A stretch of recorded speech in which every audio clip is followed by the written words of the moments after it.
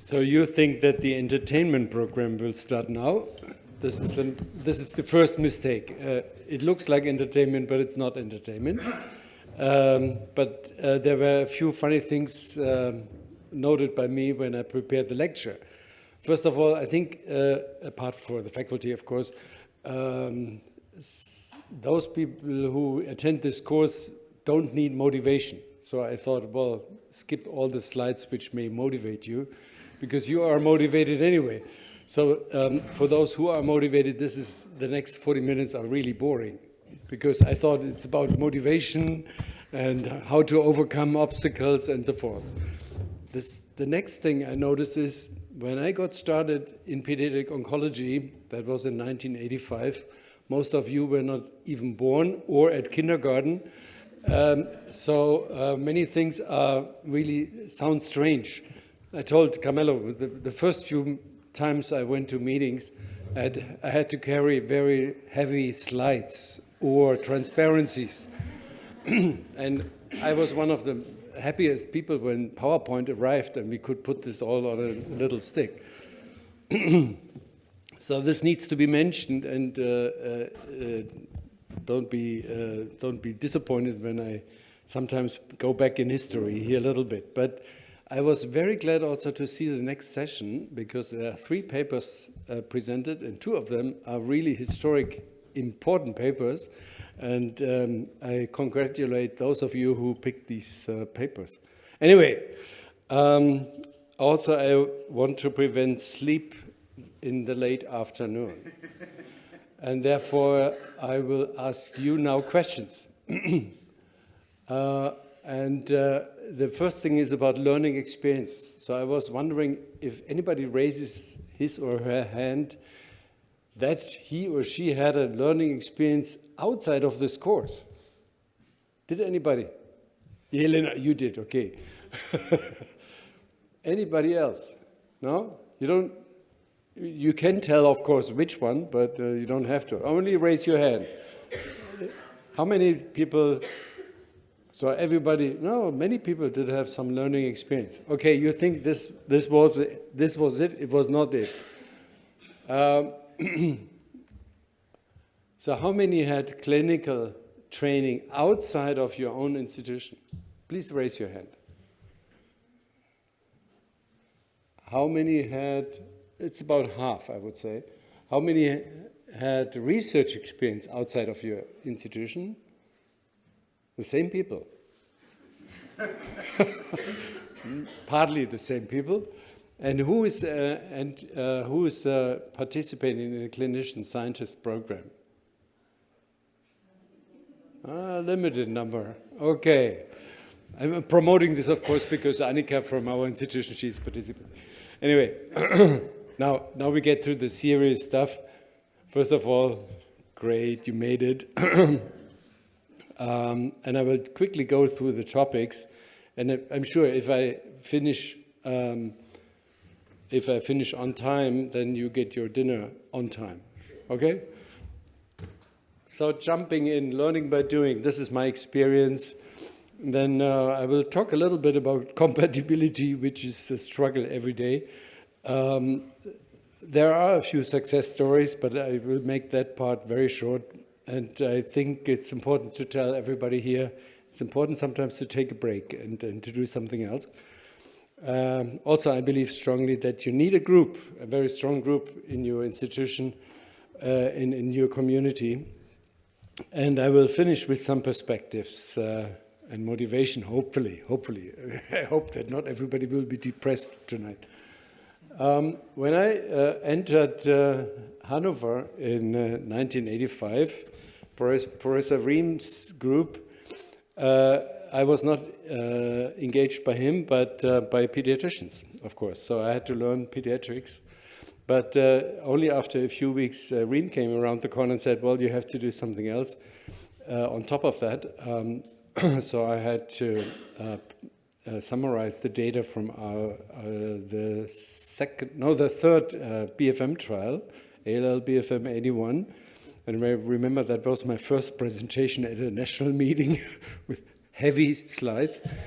And the next thing was he and his technician were sitting in the lab heavily smoking, so you had to smoke, counting blasts to find out that steroid response is one of the most important things in pediatric ALL. And then on top of that, he said, well, could you please write with me the next study protocol, not only on ALL, but also on lymphoma, for all subtypes of lymphoma. So I remember that was the early days of personal computers. You know, when the personal computer was on the desk and you walked about over the carpet and you had electromagnetic impulse, it stopped. So we had to rewrite a number of pages. Anyway, I'm still surprised that we managed to finish this. Anyway, we looked at corticosteroid response. It is one of the worst published papers in terms of journal impact factor, but it's one of the most important ones because it showed very clearly that this simple method of counting blasts after a week of corticosteroids and one intrathecal methotrexate made a big difference. Patients, the 10% patients who had more than 1,000 blasts did poorly. I hope that all of you know that, even if you are not working in leukemia. The next thing was, and I was very enthusiastic. I thought, well, I had already seen the first patients with severe toxicity. I thought, well, what a great idea to pick the best patients and to skip delayed intensification in the best group of patients, low risk, standard risk patients. You see it down here, roughly covering 30% of all patients. No radiotherapy, no delayed intensification, only 0.5 grams of methotrexate. It sounded like the perfect solution for low-risk leukemia. Delayed intensification looked like this. So that was even skipped now. Unfortunately, this was a real bad example. But this study was mature only after a number of years, and at that time one should mention that it took much shorter to prepare a protocol than nowadays. Today we need about 3 years to prepare the next protocol. At that time we needed maybe 5 months to get the next one started. So we never had an interval basically. So that was a real poor result because I don't know if you remember, patients who did not have delayed intensification had an outcome which was as bad as the outcome of high-risk patients. Very disappointing. And in the meantime, we had started another trial with high-dose methotrexate and left out the delayed intensification, and we had to amend that protocol because it was the same. But it's not only about disappointment, this lecture, so I don't want to make you too depressed. So we had some very nice results, and I had also very good co-workers. Many of them here are good friends and co-workers at that time. Alfred Reiter was mentioned already today by Andisha several times. And we had 1,000 patients in that study, 86, which was stratified according to response. High-dose methotrexate was part of it.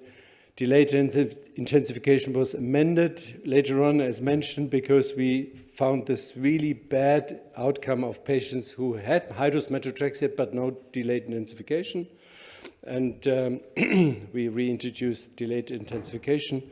We also tried a randomization after 1 year of treatment. Brilliant idea, except that nobody participated. Because we didn't understand the psychology. If you do a randomization, the best thing is you do it on the first day, because everybody will sign the consent form. If you do it after 1 year, nobody will consent, because they think, my child is cured, so why sign the form? Anyway, so learning by doing. This example is actually very nice, because our Dutch colleagues reproduced the study 86 in the Netherlands, but they left out any form of cranial radiotherapy, and they generated very similar results. And that was very good, I think, for our relationship, and that was one of the reasons why we built up the International BFM study group. For me personally, I was about to take a research break. It was not a complete break. I had to work quite a bit, but in a nice area, right at the coast of the Pacific Ocean, at Scripps. And I did something completely wrong, except for going to the beach. I went to the lab to cure mice, to cure mice who had glioma. So it had nothing to do with leukemia. I had a grant for brain tumor research, and we built the fantastic chemoimmunoconjugates. Nowadays, everybody is talking about it. At that time, only people in the lab talked about it. And we thought, well, we have cured a number of animals with this drug antibody conjugate. It was not very toxic. Mice were doing well. Glioma didn't grow anymore. We thought, well, now Eli Lilly was producing this antibody. Let's go to the clinic. And they said, no, we are not interested. It's too complicated. We don't understand. We don't know how to run the production. Skip it. Forget it. At the same time we worked, this is only an example, at the same time we worked with an antibody that most of you probably know, the 14G2A, which is now called the GD2 antibody, dinutuximab. That was developed in that lab here with Ralph Reisfeld. And it took only 30 years to get it into the clinic.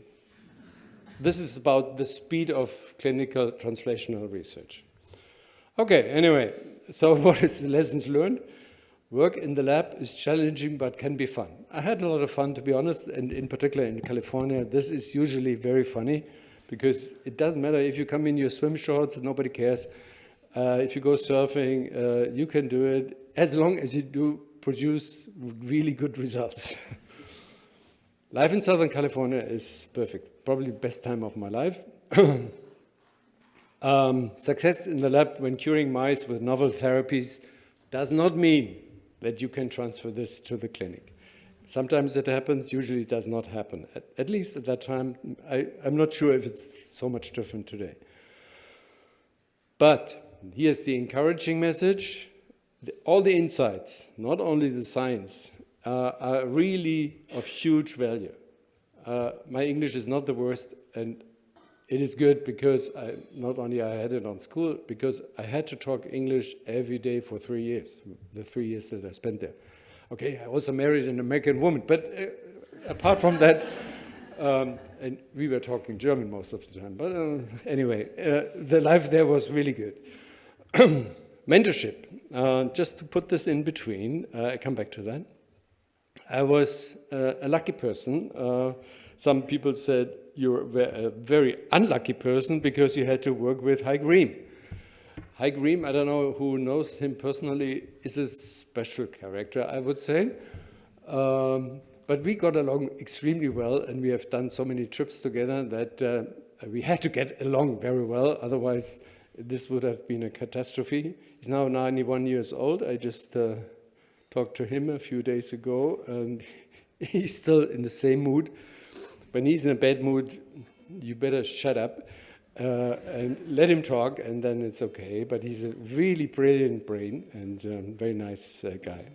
Anyway, I also met some other people who I consider mentors, Ching Hong Pui and Giuseppe Masera. By the way, this is Rob Peters in his young years on the same bridge. Building a group, I think, is absolutely essential. So when I moved to Kiel, which was in 2004, we pretty quickly built up this group of people working as doctors in the study centers, scientists in the lab, and also people working in our MRD laboratory and the study center as data managers. That was in 2011, so after a few years. And then we had to expand because we had more and more responsibilities, and also because we joined forces also with SIOP and many other countries. And I think this is absolutely key. If you don't get along with your people well, if you don't have a good atmosphere in the group, you can forget about it. So you will get your dinner. What about the other responsibilities, motivations, perspectives? To make a long story short, because I realized when I prepared the lecture, then I have to spend a few years to work up all my experiences. So I only picked a few. And today I would like to mention the experience with non-Hodgkin lymphoma, which started in Hanover, by the way. This paper was not yet mentioned by Andisha today, but the pulse therapy in NHL was particularly successful in anaplastic large cell lymphoma, and we were really able to publish a number of papers in excellent journals describing this in detail. And I was very happy that I was part of that. I sometimes had to write the protocols, okay, but this was fun. It was good cooperation with a limited number of people and a very nice study group introducing this treatment for anaplastic large cell lymphoma. Of course, it's not the treatment that you use nowadays, but at that time it was fantastic, very good results. And also it helped us to get us to other places. Obviously, this is Egypt. I went with Alfred Reiter, but I have to tell you the truth of this trip. We both got an invitation for the ESG, and we thought, well, it's some sort of European Society of whatever. And so we signed up and so forth. And then a few days before we left, we realized it's not the European, it's the Egypt Society of whatever. So we had to go to Cairo to visit the pyramids, which of course never would have happened if we hadn't mixed it up. So we had a good time there. As you can see, very relaxed, gave many lectures. That's a little sidekick. One of the things which really fascinated me was this cooperation here with Austria and SIOP and also Jack van Dong from the Netherlands, where we really introduced large scale the MRD investigation. At that time, the Americans still called MRD maximum residual disaster. Now they call it measurable residual disease. We think it's minimal residual disease, and we stick to that. And that was one of the big successes, certainly, of this consortium, to introduce this on a very small number of patients early on. I got also interested in refractory disease, and I was, let's say, not completely unimportant when this study was initiated by Christina Peters, in which we thought, well, TBI is certainly something which we would like to get rid of in ALL therapy of high-risk patients in any stage of disease, CR1, CR2, and so forth. And therefore, this study was initiated and had to be stopped early on because the data very early showed that the arm with TBI was so much better than the arm without TBI that there was no chance that the final outcome of that study would show a non-inferiority. It's one of these rare occasions where you have to stop a randomized clinical trial early on, but I think for the community, even though the result was exactly the opposite of what was expected, it was good to stop it. It is not a very pleasant result because to continue with TBI is not something that any of us would like to do, but we have to do it because it's so much more effective, as you can see here. The TBI is the red curve, and the chemo conditioning was significantly less effective. And that was mainly due to the relapses on the left side, not so much. And it also did not mean that there was an increase in TRM. So that was decided, this protocol was decided in Rome in a very remarkable meeting because someone else, I will not mention the name, thought that he would be chairing this study, but Chris Peters, to me and some other people, was clearly the person who should lead that study, and that happened. Anyway, building a group is important. And then, of course, international connections. And these are just 4 examples. IBFM, for the International BFM Study Group, was important for me. The Ponte di Legno Consortium, SIOP Europe, and, of course, our very good relationship with AOP, which is not the usual one, because we exchange data all the time, trusting that the other side would not utilize these data to go to a meeting and to show everything.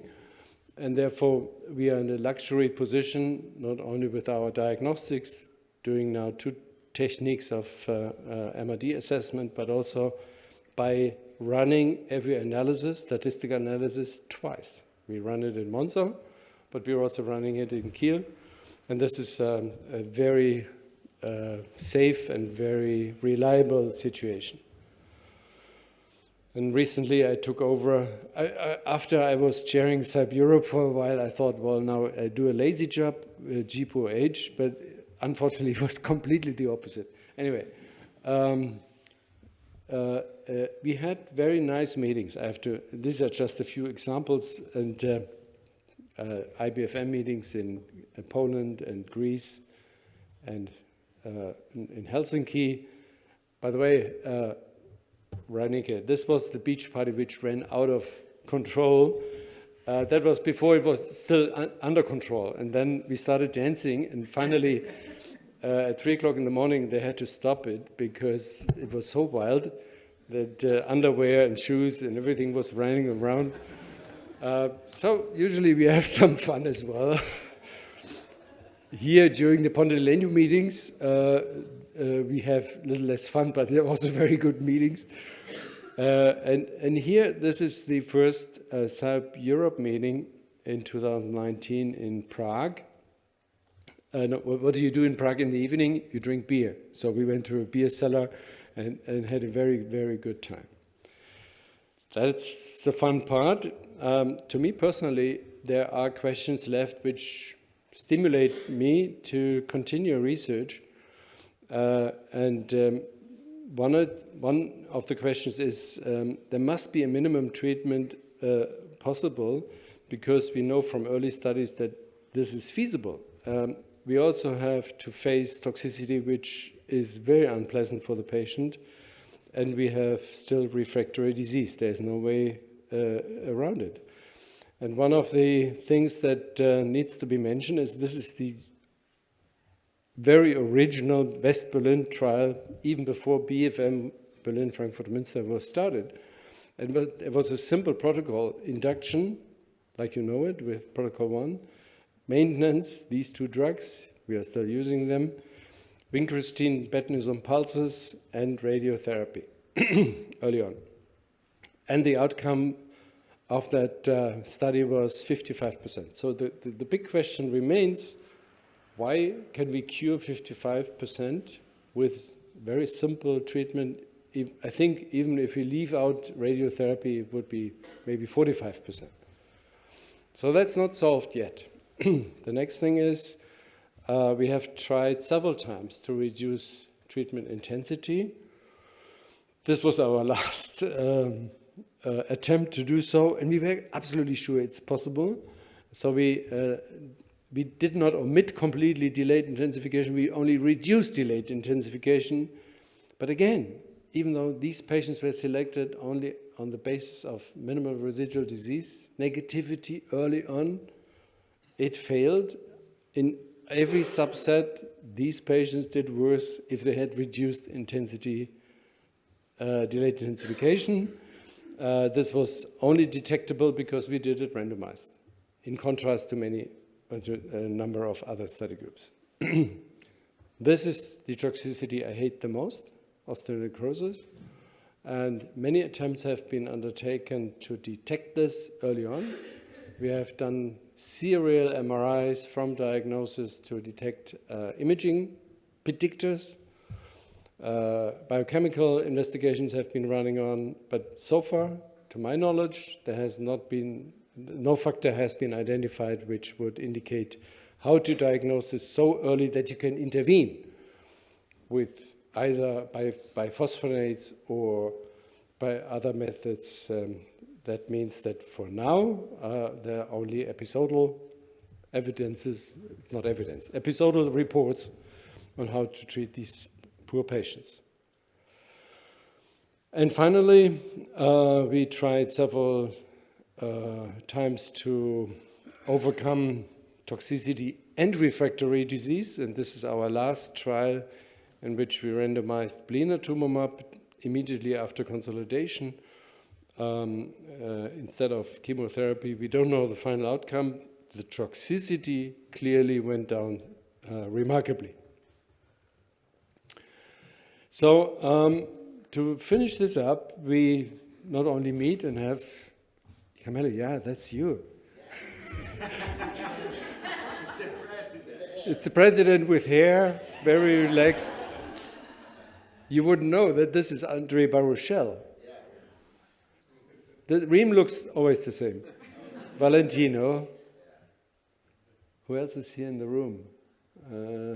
Andisha, you are not here. Not yet. You were not on the picture. This is Grazia Valsecchi, Renate Panzer from Vienna, and many other people. Anyway. Okay. Take-home messages. Many career developments depend on your own intention. But not only, because sometimes simple coincidence may decide where to go. And I think it's good if you are open for such unexpected changes. Build coalitions. It is fun to be together and interact as on a meeting like this. And it's also enjoyable to have interaction with people from the international community. Mentorship is helpful, at least. Sometimes it's essential. And if you have a chance to build mentorship, you should try to do this. Thank you.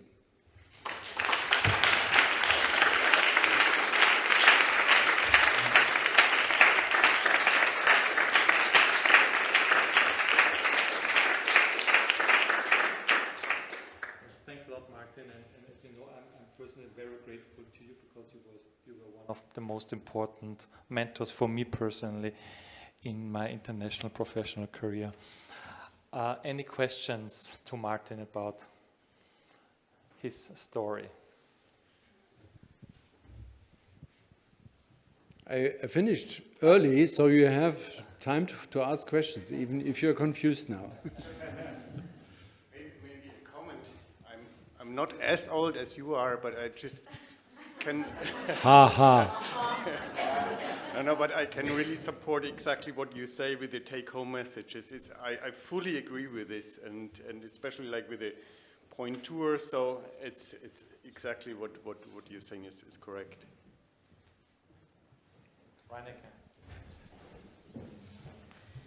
I think it's good. We also refer to the Young SIOP mentorship program, since mentorship is so important. And it's been a lot of working on the Young SIOP mentorship program, but if you want to find out more, we can connect you to our Young SIOP members. For example, Fiona is here. And, well, we can hook you up if you're interested. And I think also a really big thank you to Martin, who I've been telling this story before, gave the opportunity to the junior community to become more involved in SIOP Europe. Because I think this has been a collaboration on education together with Andisha, but also Young SIOP. And it was, I think, 2017 or 2018 that Martin came up to me and asked if we wanted to have a junior organization in SIOP Europe. So you took mentorship further, and now we have this really big community of junior people standing up in SIOP Europe, and I think you can be considered a mentor of that. So. Thank you. Thank you very much.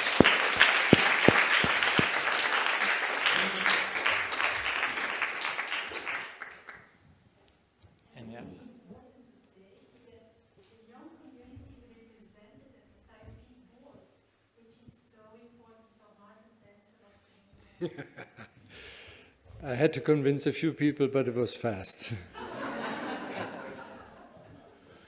I think what fits to this, what you're referring to, that under your presidency as a SIOP Europe president, the annual SIOP meeting was established, and that IBFM, which is the by far biggest European clinical trial group, joined the annual SIOP meeting, and I think this was achieved by you under your presidency and should be mentioned here as well. Actually, this is a point which I left out because of time consideration. In 2014, I think it was in Vienna, that we had a really essential meeting under the coverage of the EU Commission. It was filmed, it was enormous press coverage. Everybody showed his great results, and then during lunch, I was talking to one of the commissioners, or to one of the people from the EU. He said, you know, you're doing great stuff, but nobody will notice ever, because you do it separately. You have to do it together. And from that moment on, I really got encouraged to join IBFM in SIOP Europe, because IBFM was the largest independent liquid tumor group, and SIOP Europe was more dealing with solid tumors and brain tumors.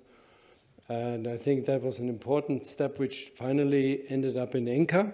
ENCA was a big funding schema also, which was helpful to build SIOP Europe in the end in the form as you know it today.